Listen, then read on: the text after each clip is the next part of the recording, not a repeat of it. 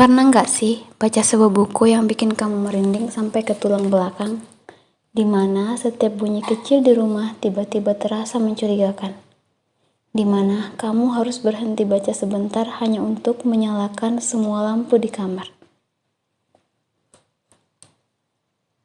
Hai guys, jadi akhir-akhir ini aku baru saja menyelesaikan buku yang cukup berat secara emosional dan bikin deg-degan. Buku ini adalah Malam Seribu Jahanam karya Intan Paramita. Dan aku harus bilang, ini adalah salah satu buku horor Indonesia paling intens yang pernah aku baca dalam beberapa tahun terakhir. Sebelum kita mulai, tenang. Bagian ini aman dari spoiler. Aku cuma akan kasih gambaran umum tentang apa yang bakal kalian temuin di buku ini. Buku ini bercerita tentang Nara, seorang perempuan muda yang memutuskan untuk pulang ke kampung halamannya, sebuah desa terpencil yang menyimpan segudang misteri dan teror. Setelah menerima kabar bahwa ibunya meninggal dunia. Kedatangan Nara ke desa ini bukan hanya untuk berduka, tapi juga untuk menyelidiki sebab kematian ibunya yang dianggap gak wajar. Desa tempatnya tumbuh besar ini ternyata masih diselimuti oleh kepercayaan-kepercayaan tua, ritual-ritual aneh, dan tentu saja penampakan-penampakan makhluk halus yang mengerikan. Judulnya Malam Seribu Jahanam. Sendiri berasal dari sebuah keyakinan di desa tersebut tentang satu malam di mana gerbang antara dunia manusia dan dunia lain terbuka lebar. Dan Nara terjebak di desa ini tepat pada malam-malam menuju ritual tersebut. Jadi, ini bukan cuma cerita hantu biasa. Ini adalah cerita tentang keluarga, kutukan, rahasia masa lalu yang kelam, dan seberapa jauh seseorang akan bertahan untuk bertahan hidup. Sekarang kita masuk ke bagian yang lebih dalam. Buat yang belum baca, silakan lompat ke timestamp yang ada di description box di bawah ya.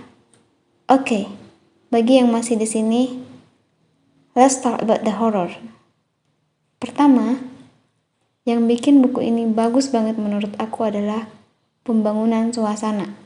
Intan Paramita piawai banget menggambarkan desa yang gelap, lembab, dan penuh dengan ancaman yang tidak kasat mata. Aku benar-benar merasa terbawa ke dalam dunia itu. Rasa isolasi dan paranoia yang dirasakan Nara itu nyata banget terasa. Kedua, elemen horornya nggak cuma jump scare. Banyak banget horor psikologis di sini. Ketakutan akan hal yang tidak diketahui, tekanan untuk mengikuti tradisi, dan pertarungan batin Nara antara logika dan ketakutan. Adegan-adegan ritualnya itu dance dan bikin merinding. Aku beberapa kali harus berhenti baca karena terlalu intens. Ketiga, cerita di balik horornya kuat banget. Ini bukan horor kosong. Ada alasan kenapa semua ini terjadi. Ada rahasia keluarga yang sangat kelam, pengorbanan, dan dendam yang tersembunyi puluhan tahun. Plot twistnya, terutama tentang siapa sebenarnya ibunya Nara dan apa yang terjadi pada malam-malam sebelumnya, itu bikin aku ternganga. Gak nyangka, karakter Nara juga well developed. Dia gak cuma jadi korban yang berteriak-teriak, dia berusaha melawan. Dia mencari jawaban, dan ketakutannya itu sangat manusiawi. Menurut aku kelebihan buku ini salah satunya yaitu suasana yang immersif, benar-benar terbawa ke dalam cerita. Yang kedua, horor yang berlapis. Ada horor fisik, psikologis, dan budaya. Ketiga, alur cerita yang kompleks. Politisnya nggak terduga dan memuaskan. Yang keempat, representasi budaya dan mistis Indonesia. Kental banget dengan unsur lokal yang autentik. Kekurangannya, mungkin untuk beberapa orang, packing di beberapa bagian agak lambat karena banyak deskripsi. Tapi justru menurut aku, deskripsi itulah yang bikin atmosfernya begitu kuat. Jadi ini lebih ke preferensi pribadi. Overall, ini solid 4,7 dari 5 bintang untuk aku. Jadi, buat siapa buku ini? Yang pertama, buat kalian yang doyan banget sama genre horor psikologis dan thriller. Yang kedua, buat kalian yang suka cerita horor dengan latar budaya Indonesia yang kental. Yang ketiga, buat kalian yang gak cari horor jump scare, malu tapi lebih ke suasana menegangkan.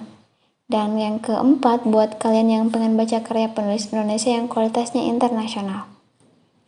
Aku sangat merekomendasikan buku ini, tapi dengan satu peringatan, jangan baca sendirian di malam hari. Seriously, this book will get under your skin. Gimana? Penasaran nggak? Atau ada yang sudah baca? Komen di bawah bagian mana yang paling bikin kalian merinding. Aku penasaran banget.